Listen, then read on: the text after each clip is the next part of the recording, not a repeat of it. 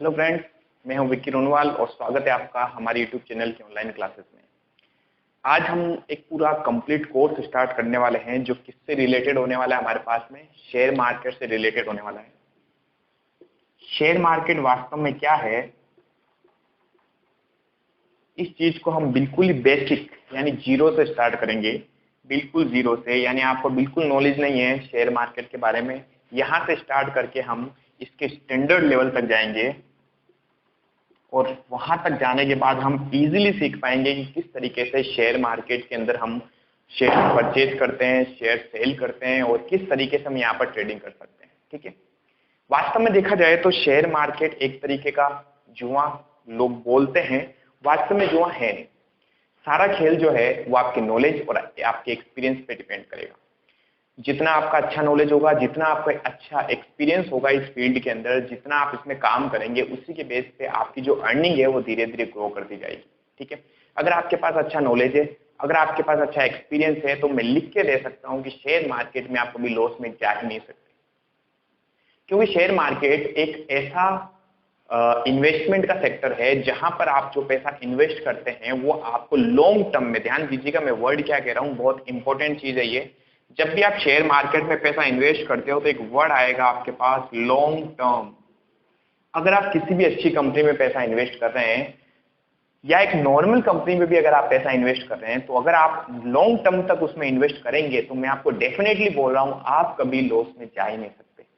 यानी share market आपको हमेशा प्रॉफिट देके ही जाएगा, चाहे किसी भी तरीके से आपको प्रॉफिट देके जाए, बट कंडीशन क्या है, लॉन्ग टर्म। कई लोग इसको जुआ इसलिए बना देते हैं कि वो शॉर्ट टर्म में इसमें काम करना चाहते हैं और रातों रात वो अमीर होना चाहते हैं, जबकि इसका उल्टा हो जाता है। आपको ऐसी कमोडिटी में पैसा लगा चुके होते हो, ऐसे शेयर्स खरीद चुके होते हो, किसी ऐसी कंपनी में पैसा लगा चुके होते हो जो आने वाले 1 या 2 दिन में ही बहुत ज्यादा डूबने वाली है। अगर आपने बिना सोचे समझे यहाँ पर पैसा लगा दिया तो करोड़पति से रोड़पति होने में बिल्कुल भी आपको टाइम नहीं लगेगा। यानी शेयर मार्केट वास्तव में जुआ नहीं है। अगर आप सोच समझ के डिसीजंस लेते हैं और अच्छी कंपनीज के अंदर, अच्छी कमोडिटीज के अंदर, अच्छी कंपनी में पैसा इन्वेस्ट करते हैं, शेयर्स खरीदते हैं, तो यह आपको हमेशा प्रॉफिट देके जाएगा। कंडीशन क्या होनी चाहिए, लॉन्ग टर्म। ठीक है, अब मेरे यहाँ पर लॉन्ग टर्म का मतलब क्या होगा, मैं मान के चलता हूँ कि 3 to 5 ईयर्स जो है वो लॉन्ग टर्म में आएगा। ठीक है, मैं नहीं कहूंगा 5 महीने के लिए, 6 महीने के लिए, 1 साल के लिए। मैं हमेशा ये सजेस्ट करता हूं कि आपको कम से कम किसी भी कंपनीज के अंदर अगर आपके पास पैसा पड़ा है और वो पैसा नियर फ्यूचर में आपके पास बिल्कुल यूज नहीं आएगा, तो उस पैसे को किसी अच्छी कंपनी में इन्वेस्ट कीजिए, गारंटीड वो आपको हमेशा प्रॉफिट कमा के देगी। ठीक है, लोगों ने अच्छा खासा प्रॉफिट कमाया है अपने नॉलेज, अपने एक्सपीरियंस के बेस पे, और जितने भी मैंने अपनी पर्सनल लाइफ में जितने लोगों को देखा है जो प्रॉफिट कमा के बैठे हैं, उन सभी लोगों ने, यानी 99% लोग ऐसे थे जो लॉन्ग टर्म में पैसा इन्वेस्ट करते थे। और जितने भी मैंने लॉस वाले लोगों को देखा है, उनका सिर्फ एक डिसीजन होता था जो गलत होता था, वो था शॉर्ट टर्म, इंट्राडे ट्रेडिंग करना, सुबह खरीदना, शाम तक उसको सेल कर देना। इस केस में इस चीज को हम जुआ जरूर बोल सकते हैं कि सुबह खरीद के शाम को बेच दिया, ये एक तरीके का वास्तव में जुआ होता है। लेकिन अगर शेयर मार्केट के अंदर आप लॉन्ग टर्म में पैसा इन्वेस्ट करते हो तो ये कभी भी आपके लिए जुआ नहीं होगा और ये आपको हमेशा प्रॉफिट देके जाएगा। क्लियर? चलिए, तो ये तो थी बात की क्या वास्तव में शेयर मार्केट एक जुआ है। The answer is no, share market कोई जुआ नहीं है अगर आप उसमें लॉन्ग टर्म में पैसा इन्वेस्ट करते हो तो। ठीक है,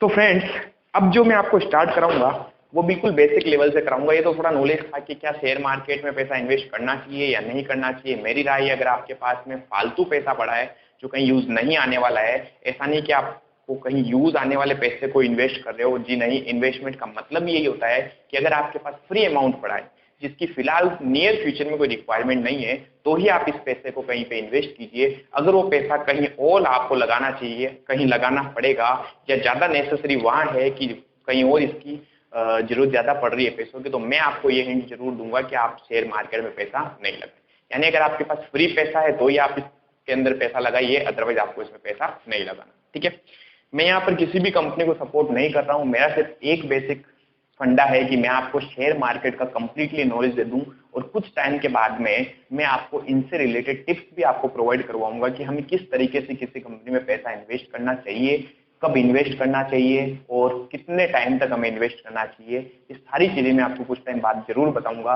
पर उससे पहले मैं ये चाहता हूं कि आपको इसका बेसिक नॉलेज जरूर हो जाए। क्लियर है पॉइंट? चलिए, तो आज का वैसे हमारा मेन बेसिक जो टॉपिक है वो है शेयर मार्केट की हिस्ट्री के बारे में। बट इससे पहले मैं थोड़ा सा आपको शेयर मार्केट के बारे में समझाना चाहूंगा। अगर हम शेयर मार्केट की बात करें, अगर हम शेयर मार्केट की बात करें तो जैसा कि इसके अंदर नाम है, अच्छा इसको शेयर मार्केट और इसको स्टॉक मार्केट भी कहा जाता है, ठीक है। तो पहले तो मैं बात करूंगा मार्केट की कि एक्चुअल में what is the meaning of market. Market का मीनिंग क्या होगा? मार्केट का मतलब सिंपल सा पॉइंट है, हम जाते हैं मार्केट में कोई चीज खरीदने या फिर कोई चीज बेचने के लिए। यानी मार्केट एक ऐसा प्लेस होता है जहां पर चीजें खरीदी और बेची जाए, यानी परचेज और सेल की जाए। अगर मैं मार्केट की डेफिनेशन दूं तो ये एक ऐसा प्लेस है जहां पर परचेज और सेल किया जाए। अब परचेज और सेल क्या होता है? जैसा कि इसका नाम है शेयर मार्केट। अगर हम क्लोथ मार्केट में जाते हैं तो वहां पर क्लोथ खरीदे और बेचे जाते हैं। अगर हम परचून मार्केट में जाते हैं तो परचून के प्रोडक्ट खरीदे और बेचे जाते हैं। इस तरीके से हम जिस भी मार्केट में जाते हैं उस मार्केट में उससे रिलेटेड जो आइटम्स होते हैं वो परचेज और सेल किए जाते हैं। तो जैसा कि हमारे इसका नाम है शेयर मार्केट, तो शेयर मार्केट एक ऐसा प्लेस होता है, शेयर मार्केट एक ऐसा प्लेस होता है जहां पर इन शेयर्स को खरीदा और बेचा जाता है। सर ये तो समझ में आया, शेयर्स को खरीदा और बेचा जाता है। सर शेयर क्या होते हैं? चलिए मैंने क्या बोला था, हम बिल्कुल जीरो से स्टार्ट करेंगे कि वास्तव में आपको कुछ भी नॉलेज नहीं है इसके बारे में। क्लासेस रेगुलरली वॉच करते जाइए और आपको पता लग जाएगा कि किस तरीके से शेयर मार्केट पूरा काम करता है, ठीक है। एक एक छोटी से छोटी चीज भी आपको यहाँ पर प्रोवाइड करवाई जाएगी। तो अब बात करते हैं सर ये शेयर क्या होता है, इसके बारे में थोड़ा समझते हैं, ठीक है।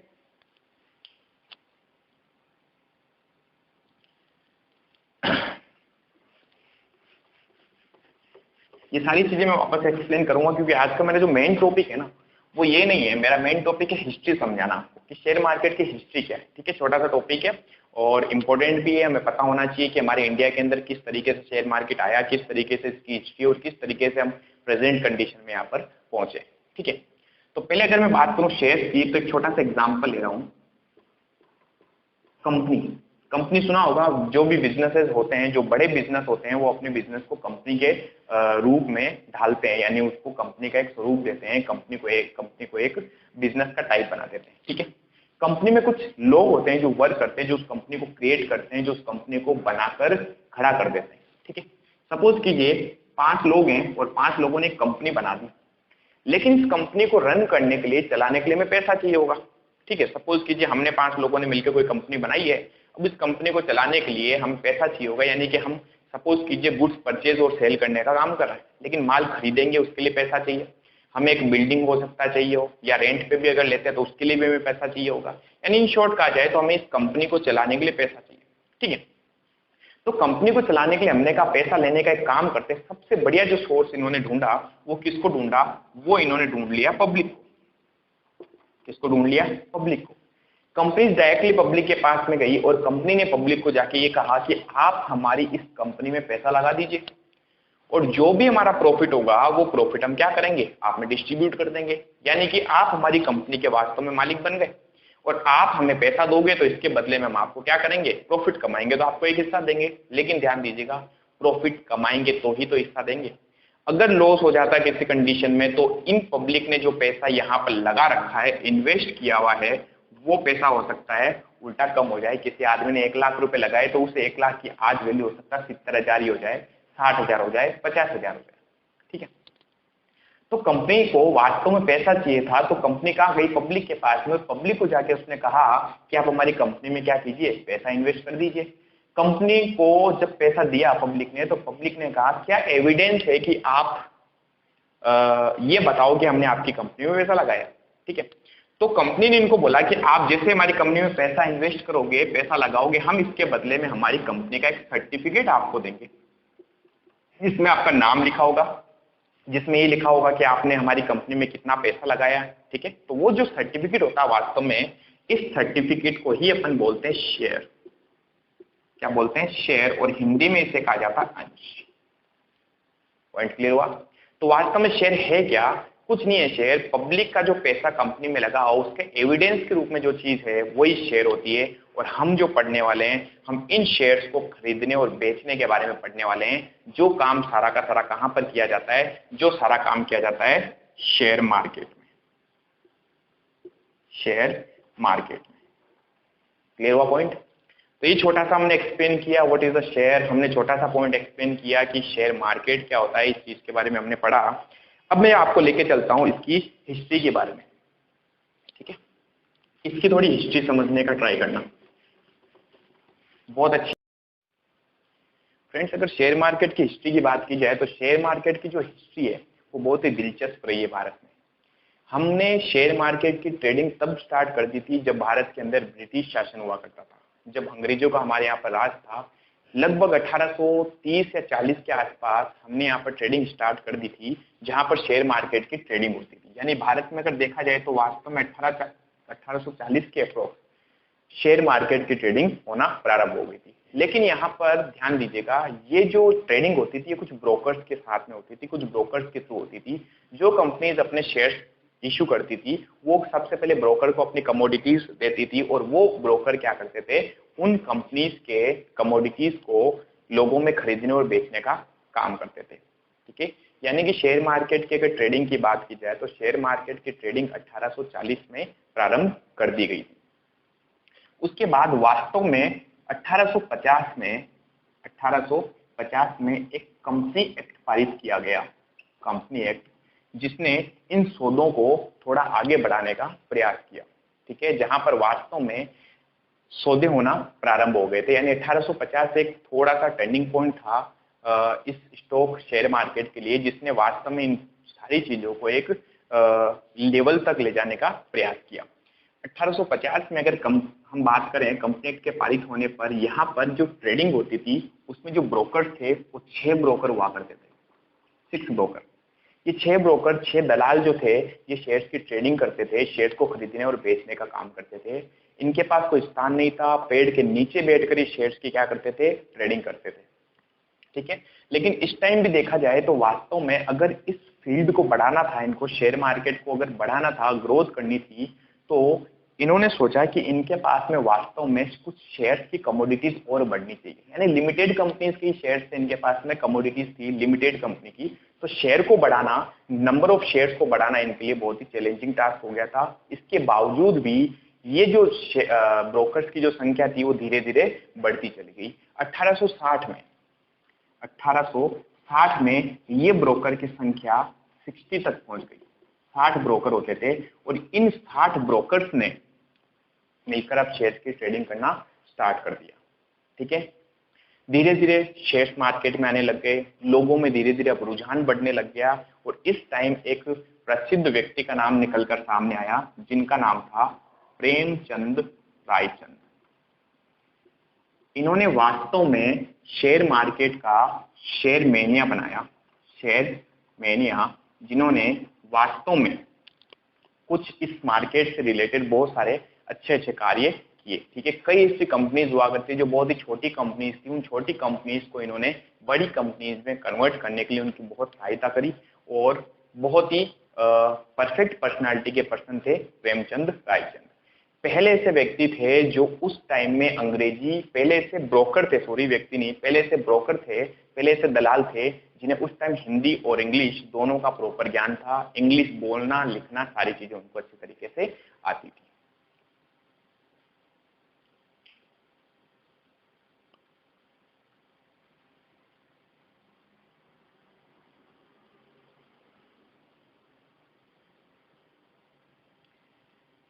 (1865) में जब अमेरिकी गृह युद्ध का अंत हुआ, उस टाइम तक ब्रोकर की संख्या 200 से लेकर 250 तक हो गई थी।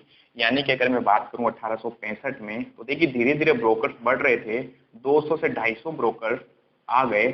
और उस टाइम 1865 में एक अमेरिकी गृह युद्ध जो चल रहा था उसका अंत हुआ, अमेरिकी गृह युद्ध, उसका अंत हुआ। और उसके अंत होने के कारण, गृह युद्ध खत्म होने के कारण, भारत के अंदर जो पैसा आता था, पूंजी आती थी, वो आना बंद हो गई। और जब बाहर से भारत में पैसा आना बंद हो गया तो उसका डायरेक्टली इफेक्ट पड़ा इंडियन मार्केट के ऊपर, और इंडियन मार्केट के जो भी शेयर्स थे उनकी रेट रातों रात गिर गई। यानी पूरा का पूरा मार्केट डाउन हो गया और जो भी दलाल थे वो सब एक तरीके से सड़कों पे आ गए। ठीक है, तो ये बहुत ही टर्निंग पॉइंट था अगेन इंडियन हिस्ट्री के अंदर। इसके बावजूद 1868 से लेके 1873 में इन सभी ब्रोकर ने सोचा कि ऐसे काम नहीं चलने वाला और उन्होंने एक अनौपचारिक संगठन बनाया इन दलालों का। ठीक है, यानी 1868 से लेके 1873 तक उन्होंने सबने मिलकर एक संगठन बनाया जिसे हम बोल सकते हैं अनौपचारिक संगठन था, कोई औपचारिकता नहीं थी उसकी, अनौपचारिक संगठन था। इन्होंने अनौपचारिक संगठन में रहकर काम किया और 1874 के अंदर, अच्छा यहां तक भी इनके पास कोई फिक्स जगह नहीं हुआ करती थी जहां पर वो बैठ के फिक्स ट्रेडिंग कर सकें। ठीक है, फिर इन्होंने 1874 के अंदर 1874 में एक ऐसी जगह स्थान की खोज कर ली जहां पर बैठकर ये सब मिलकर संगठन बनाकर क्या कर सकते थे, ट्रेडिंग कर सकते थे। और 1874 में इन्होंने जो जगह देखी थी वही जगह आज के समय का दलाल स्ट्रीट है। यानी आज जहां पर दलाल स्ट्रीट के नाम से जो जगह जानी जाती है वो 1874 में खोजी गई थी इन लोगों के द्वारा। ठीक है, पहले लोग बिखरे हुए थे, कोई कहीं ट्रेडिंग करता था, कोई कहीं ट्रेडिंग करता था। जब 1865 में बहुत ही ज्यादा स्थिति गड़बड़ा गई तो इन्होंने एक अनौपचारिक संगठन बनाया और सबने मिलकर एक जगह ट्रेडिंग करने का सोचा और वो जगह जो थी वो किस नाम से जानी गई थी, दलाल स्ट्रीट के नाम से। क्लियर हुआ पॉइंट। फिर उसके बाद इन्होंने 1887 में 3 दिसंबर 1887 में इसी अनौपचारिक संगठन को एक औपचारिक संगठन में चेंज किया जिसका इन्होंने नाम रख दिया native stock and share broker association. यानी कि इसी अनौपचारिक संगठन को इन्होंने औपचारिक संगठन बनाया, औपचारिक संगठन बनाया और इसका नाम रख दिया गया था native share and stock broker association. और इसके बाद जो भी ट्रेडिंग होती थी वो सारी ट्रेडिंग यहाँ पर होने लगी। इससे पहले 318 लोगों ने, यानी 1887 से पहले 318 लोगों ने मिलकर एक एक रुपया लगाया, ओनली 1 रुपीज देकर एक संस्था की स्थापना की वास्तव में देखा जाए तो, और वही संस्था थी बॉम्बे स्टॉक एक्सचेंज। यानी कि 1875 की बात कर रहा हूँ, 1875 में 318 ब्रोकर ने मिलकर एक एक रुपया दिया और एक बॉम्बे स्टॉक एक्सचेंज की स्थापना की जिसे आज के समय में बीएसई के नाम से जाना जाता है। BSE Bombay stock exchange.